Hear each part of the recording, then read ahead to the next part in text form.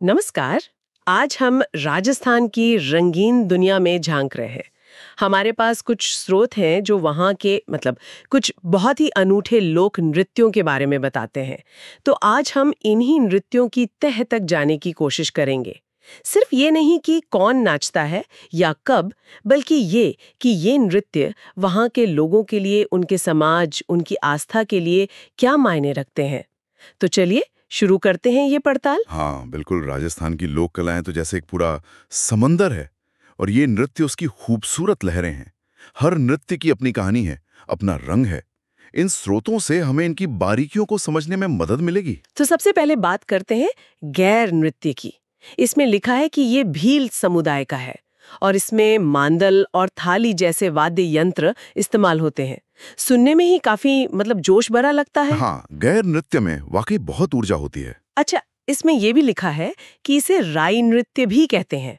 क्या ये एक ही चीज है? हाँ, इसे राई नृत्य भी कहा जाता है। शायद गैर शब्द घेरा बनाने से आया हो, क्योंकि ये अक्सर गोल घेरे में होता है। और भील समुदाय में तो नाच गानों की भरमार है। जैसे स्रोत बताते हैं, नेजा है, रमणी है, युद्ध नृत्य, हाथी मना, घूमर, कई सारे हैं।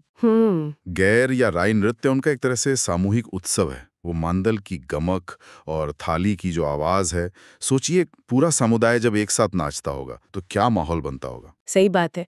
अच्छा, भील समुदाय से ही जुड़ा एक और नृत्य है गवरी। इसका जिक्र भी है। ये मेवाड़ इलाके का बताया गया है और सबसे हैरान करने वाली बात यह है कि ये श्रावण भाद्रपद में पूरे 40 दिन तक चलता है। हाँ, ये अवधि अपने आप में बहुत कुछ कहती है। 40 दिन। 40 दिन सवा महीना लगभग। ये तो कोई छोटा मोटा आयोजन नहीं हो सकता। स्रोत कहते हैं कि शिव और पार्वती यानी गौरी इसके केंद्र में है। बिल्कुल, 40 दिन का लगातार आयोजन। ये सिर्फ नृत्य नहीं है, ये एक बहुत बड़ा सामाजिक और धार्मिक अनुष्ठान है।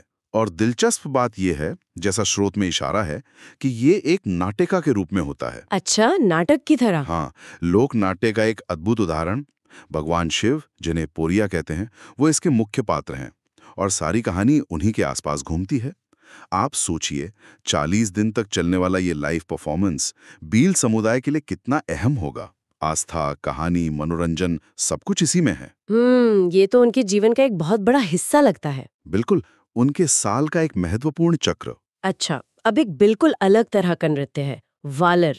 ये सिरोही क्षेत्र की गरासिया जनजाति से जुड़ा है और सबसे अनोखी बात जो मुझे लगी वो ये कि इसमें कोई भी वाद्य यंत्र नहीं बजता। हाँ, यही वालर की सबसे बड़ी पहचान है। स्त्री पुरुष बस धीमी गति से नाचते हैं।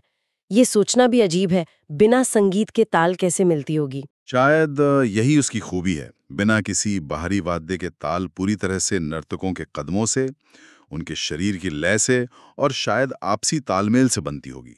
हो सकता है ये प्रकृति के साथ उनके गहरे जुड़ाव को दिखाता हो, जहां बाहरी शोर की जगह अंदर की लय पर जोर है। हाँ, ये भी हो सकता है।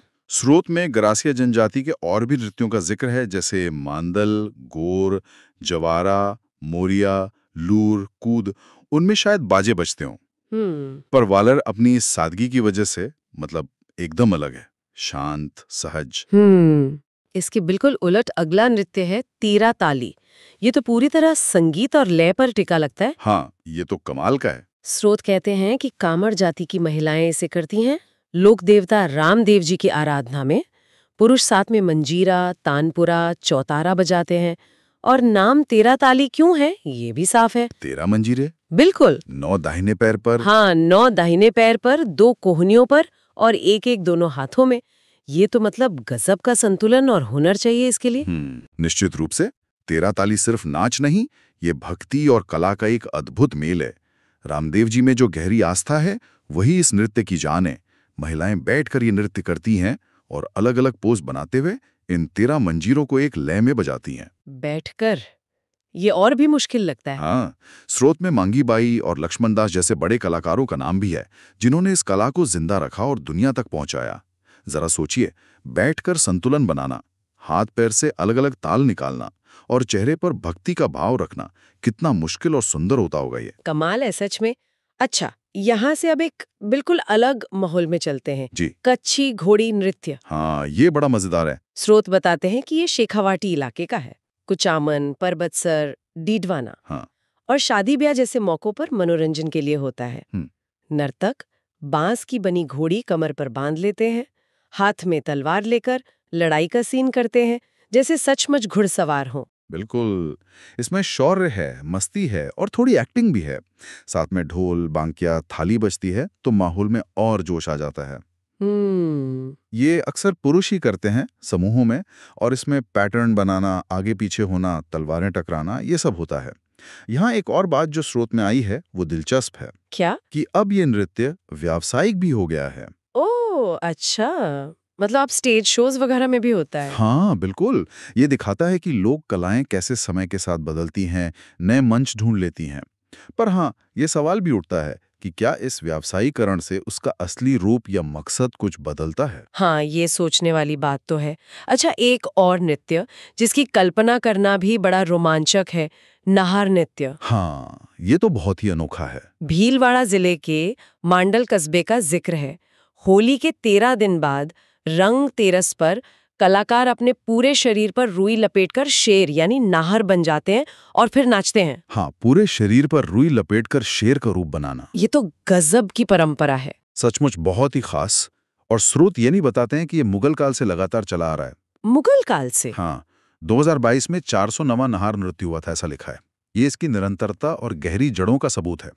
सोचिए, सदियों से एक ही दिन एक ही तरह से ये परंपरा निभाई जा रही है। ये सिर्फ मनोरंजन नहीं है, ये उस कस्बे की पहचान है, उसका इतिहास है, शायद किसी पुरानी कहानी या घटना का प्रतीक है जिसे पीढ़ी दर पीढ़ी जिंदा रखा गया है। रुई से शेर बनकर नाचना, इसमें कला, भक्ति, सामुदायिक भागीदारी सब कुछ लगता है। बिल्कुल। अच्छा, इन खास नृत्यों के अलावा स्रोत कुछ और समुदायों और उनके नृत्यों का भी जिक्र करते हैं। जैसे कालबेलिया जाति के कई नृत्य हैं, चखली, शंकरिया, पणिहारी, इंडोनी, बागड़िया। हाँ, कालबेलिया के तो कई रूप हैं। फिर सहरिया जनजाति का शिकारी नृत्य है और कंजरों के चक्री और धाकड़ नृत्य भी हैं। ये विविधता ही राजस्थान की असली पहचान है। लेकिन यहाँ एक बात जो कालबेलिया नृत्य के बारे में कही गई है वो मुझे बहुत जरूरी लगी। हाँ, वो यूनेस्को वाली बात है ना? हाँ बिल्कुल। स्रोत बताते हैं कि यूनेस्को ने 2010 में कालबेलिया नृत्य को मानवता की अमूर्त सांस्कृतिक विरासत की लिस्ट में शामिल किया है। ये तो बहुत बड़ी बात है। हाँ, ये अंतर्राष्ट्रीय स्तर पर एक बहुत बड़ी पहचान मिलना है। इस यूनेस्को लिस्ट में शामिल होने का मतलब क्या होता है? क्या ये सिर्फ एक सम्मान है या इससे कुछ और भी फर्क पड़ता है? देखिए, सम्मान तो ये है ही, बहुत बड़ा सम्मान है, लेकिन ये उससे भी बढ़कर है। ये इस बात को मानना है कि ये कला सिर्फ राजस्थान या भारत की नहीं, बल्कि पूरी दुनिया की सांस्कृतिक धरोहर का हिस्सा है। अच्छा। इससे होता यह है कि इसके संरक्षण पर, इसे बढ़ावा देने पर जोर बढ़ता है। जो कलाकार इससे जुड़े हैं उन्हें प्रोत्साहन मिलता है, दुनिया का ध्यान इस तरफ जाता है और ये कोशिश की जाती है कि ये कला आने वाली पीढ़ियों के लिए बची रहे।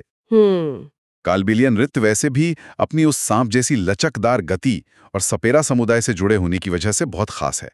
यूनेस्को की मान्यता ने इसे एक तरह से विश्व मंच पर स्थापित कर दिया है। सही है। तो आज हमने इन स्रोतों के जरिए राजस्थान के लोक नृत्यों की एक कमाल की झलक देखी। भीलों के गहर और गवरी से लेकर गरासिया के शांत वालर तक, फिर कामड़ों के भक्ति भरे तेरह ताली से शेखावाकी के जोशीले कच्ची घोड़ी और मांडल के उस अनोखे नाहर नृत्य तक। हाँ, और आखिर में कालबेलिया की वो वैश्विक पहचान। बिल्कुल।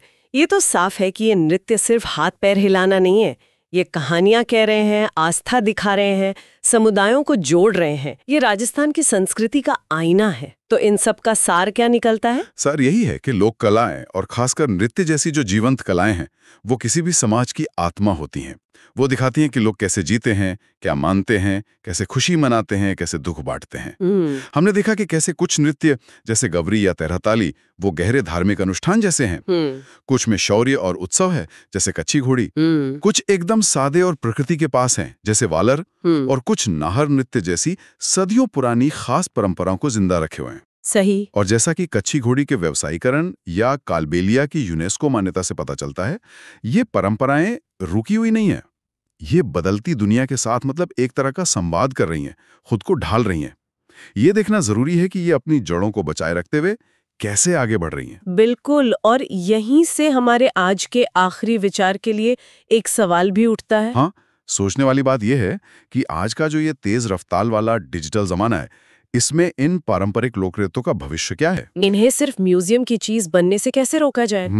सही सवाल है। इन्हें आने वाली पीढ़ियों के लिए न सिर्फ बचाकर रखना, बल्कि उन्हें प्रासंगिक बनाए रखना, जीवंत बनाए रखना, ये कैसे हो सकता है? ताकि राजस्थान की ये जो अनमोल सांस्कृतिक धरोहर है वो हमेशा यूं